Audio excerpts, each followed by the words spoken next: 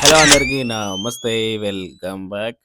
Vlogs చేయక 3 రోజులైతుంది. ఎందుకంటే, ఈ కోల్డ్ అనేది తక్కువైతలేదు. విపరీతమైన కోల్డ్ అయిపోయింది. సో, ఇగ ఈరోజు వర్క్‌కొచ్చేస్తే రోడ్డుకు 2 పక్కలున్న గడ్డి అంతా క్లీన్ చేయాలి. ఎందుకంటే, చిన్నపాటి కంప్లెయింట్ ఇది. ఎందుకంటే, ఇక్కడ వాళ్ళు నడుచుకుంటూ వెళ్ళేటప్పుడు చెట్లలోకెళ్ళి ఏమొచ్చేది కనబడతలేదు. సో, అందుకే ఇగ రావడం జరిగింది. చెప్పడం జరిగింది వాళ్ళు.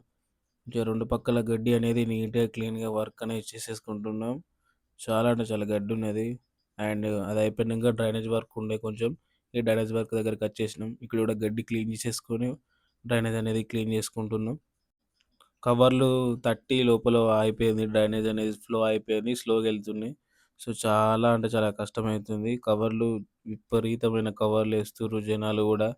మరీ దారుణంగా ఉన్నారు. మరీ దారుణం అంటే దారుణంగా ఉన్నారు.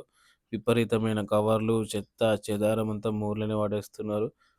అన్నం గిట్లా పడేసేసరికి మొత్తం గలీజ్ వాసనొస్తుంది. మేము మాస్క్ కట్టుకున్నా గానీ మాకు విపరీతమైన దరిద్రమైన స్మెల్లొస్తుంది. జనాలు మరెందుకు ఇలా తయారవుతున్నారో అర్థమైతలేదు. అండ్ ఈ వర్క్ అయితే ఆల్మోస్ట్ అయిపోయినట్టే.